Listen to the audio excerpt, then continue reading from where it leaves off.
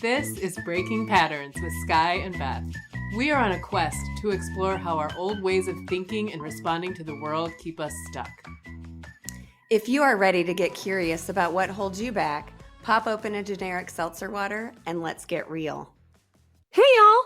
Hey, welcome back. Breaking Patterns.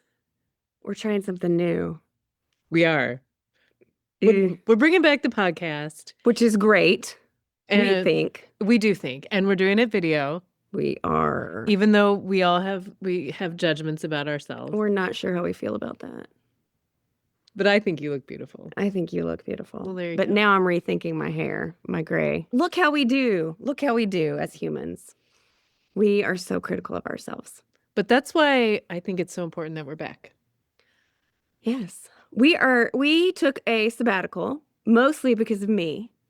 Every time we would try to schedule a podcast, I would be in and then I would say, no, I'm not feeling it, because I'm in the era of, if it's not a hell yes, it's a no. You know, I think even driving here today to meet with you to do this podcast, I had a ton of resistance. Mm-hmm. And, you know, I think I have found that where there is a lot of resistance, that's a really good spot to just pause and ask myself, is there resistance because it's something I need to do? And I feel like this is absolutely something I need to do. Yeah, probably. My name's Beth, and this is the Breaking Patterns podcast. And we have one bubbly between us. I forgot to dip my bubbly. How sad. We're out of practice, y'all. We're out of practice, but it's so great to be back here with our friends, and hopefully you all didn't go too far. So we are really excited because we're going to be working together on the 4th annual Reawaken Retreat. We are this July in Selma, Indiana at Oakwood Retreat Center. And we've talked about it on our podcast before. It is just it's like summer camp for adult women. It's just a beautiful place to play and remember how to just be in nature with music, with crafts. It's fantastic. And I have to share, I've been communicating with the person at Oakwood, Dawn, the lovely Dawn, who takes care of us. And she texted me today and she said, I look forward to seeing you all. Your group of women are so full of life, love, and empowerment. Aw. So thank you, ladies out there who have been to our retreat, and those of you who haven't yet. Yeah, it's one of my all-time favorite spaces. It's fantastic. And I gotta say that, you know, I have been in a place of stuckness these past few months. Me too. And admitting that we're stuck is hard.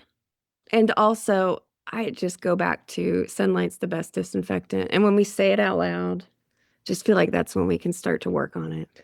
Yeah, I think, you know, one thing that I've been struggling with, you know, it's always been hard for me to ask for help. Why is it so hard to ask for help?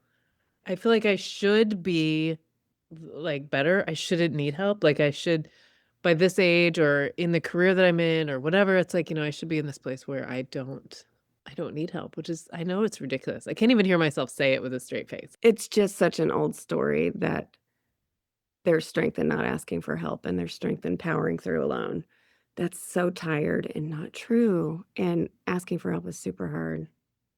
Yeah, I was listening to a podcast that I recorded with a friend, Rebecca Goldsberry. And in that podcast, I was talking about how one of the guys in my stress management workshops was like saying that stress, my dad always said that stress is for pussies. Mm-hmm. I didn't say pussies on Becca's podcast. I said wusses. Why did you say it on ours is explicit? I guess. Okay. But yeah, he was saying that, you know, growing up, like nobody talked about stress. And if you did, that meant that you were weak. Mm-hmm. And so, you know, that it kind of goes with that whole thing about like asking for help, like admitting that you're in a position where, you know, you've exhausted your own resources, at least like in that moment. And that to me, I guess, is the conundrum, is it okay to say that I've exhausted my resources in this moment and yet still like be a person that knows what's up? I mean, I think the truth always sets you free. If the truth is you've exhausted all your resources and you're stuck, why don't we just say that? so many times, and I see it in organizations and our culture. We just build all these stories and we can't directly communicate or speak or say what we mean or mean what we say. And it is so hard to be in spaces where it's a culture of not speaking directly and truthfully. So, yeah, how does it feel to say, I've been stuck? I need help. I've exhausted all my resources. It actually feels kind of good. And like I was thinking about how, you can go for so long with this knowing that you're stuck or knowing that something might change or knowing that your life is missing something. And like it in your soul, but you outwardly aren't like admitting it outwardly or like aren't doing something about it. And that to me is one of the most painful places to be. And like you can stay in that for an extended period of Mhm. time. It was like, like before I stopped drinking, right? Like knowing that I needed to stop drinking and yet still drinking. And that's painful. Knowing that I'm stuck and like just kind of denying it and kind of shuffling along.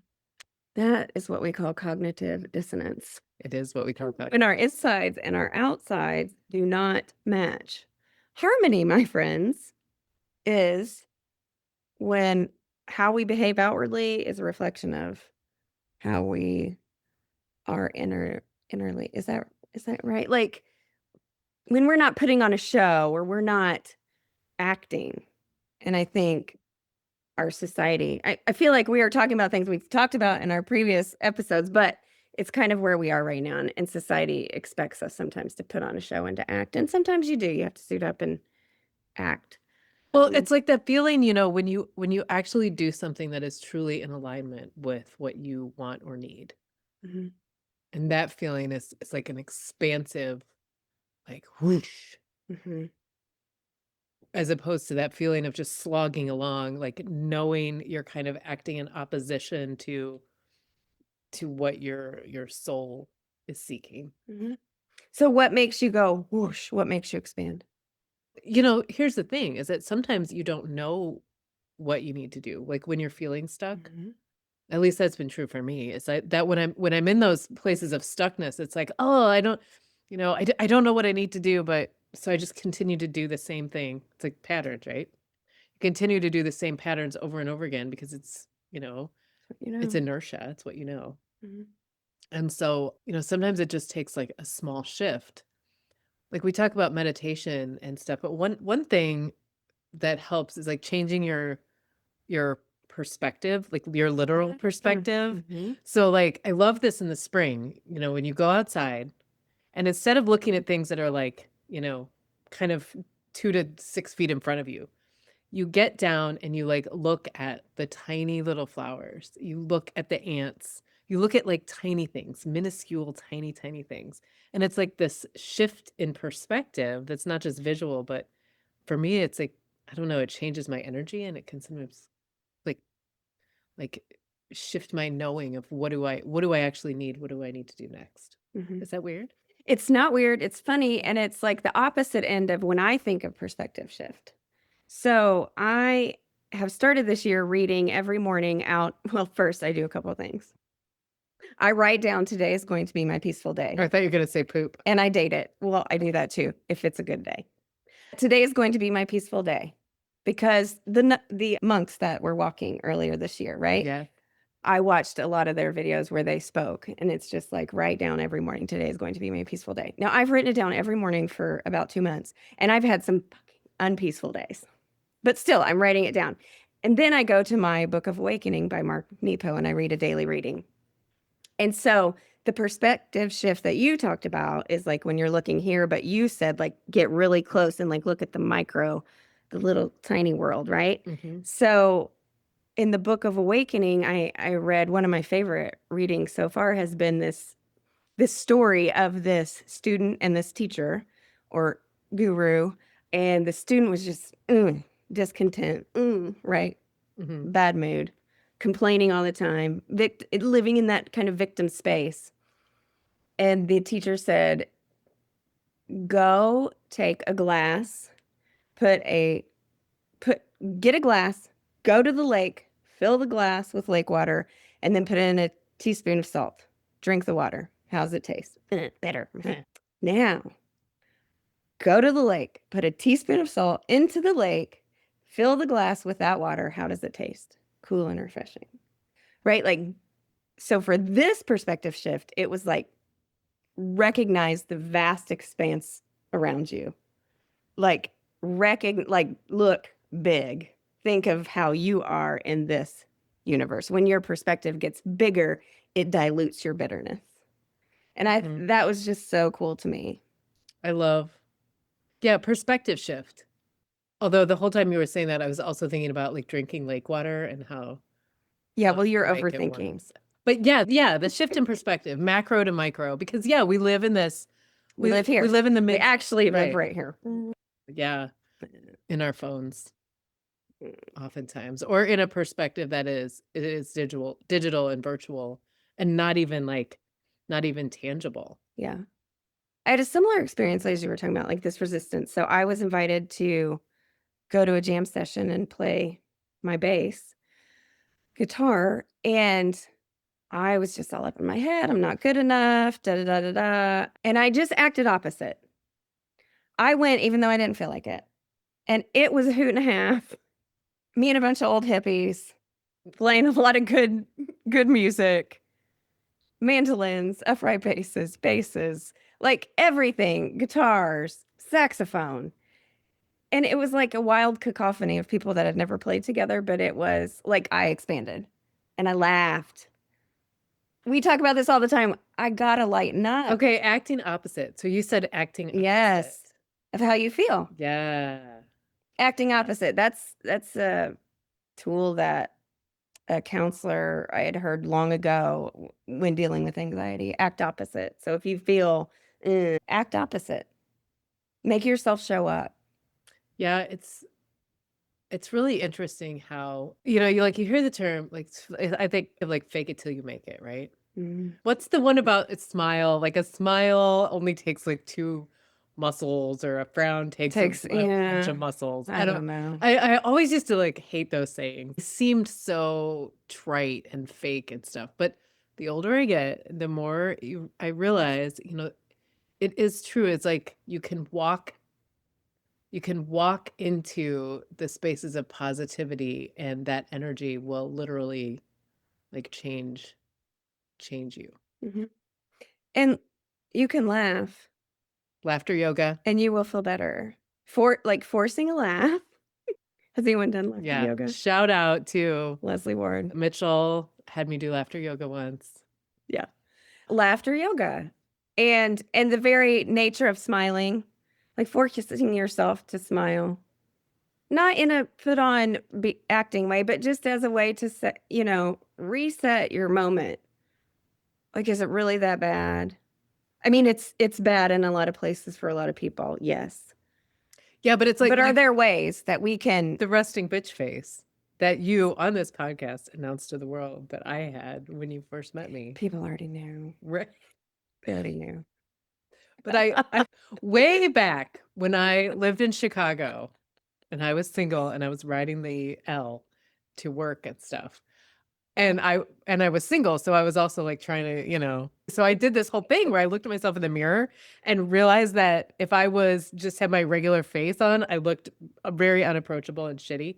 And so I would intentionally like ride the subway with like this smile. Here I am. But I was very intentional about like, I don't know, keeping a look of openness on my face rather than something grimacy. Yeah. Yeah.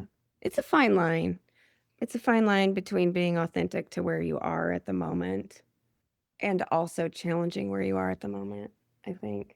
Well, I think that's how we got here, literally right now at this very second. Because I was really like, so I texted her yesterday evening and I said, I could do it at lunch tomorrow or Thursday. And then she responds this morning. And I had a million things happening, and I wanted to be like, you waited too long. We were supposed to do it on whatever, Sunday or Saturday or Friday or something last week. Why didn't we? I don't, because you didn't want to. I said no. Because she said no. I said no, if I can't be. Yeah. But here we are. We've done it. We are, and we're imperfect. And, part of the reason that I think it's important for us to show up in this space, in this virtual podcasty space and on video, is because, I want to give other people permission to be vulnerable as well, and to show up when maybe you don't feel like it, and to do the things that will make you feel better even when it's really hard to do them. Because this, every single time we've sat down to do a podcast, has shifted me from to yay. Me too. Every time. And it's funny, we don't spend a ton of time together. We really don't. No. It's like, so when we were doing the podcast a lot, that's what was our time together. And so we haven't spent a lot of time together. And so it's nice. So are you guys happy we're back, or should we just fold it forever? Tell us in Leave the a comments that you love us or not. And we can take it. We can take direct communication. We really can. Yeah. And if you want to hang out with us, we have the Reawaken Retreat coming up in July. Yes, we do. How would people register for that? I will put the ticket link in the show notes. Early bird pricing is out, and it's filling up. It is. Actually, spots are pretty limited. So if you want to join us, grab a spot quickly. Okay, well, we hope to be back with you again. Take care. Cheers.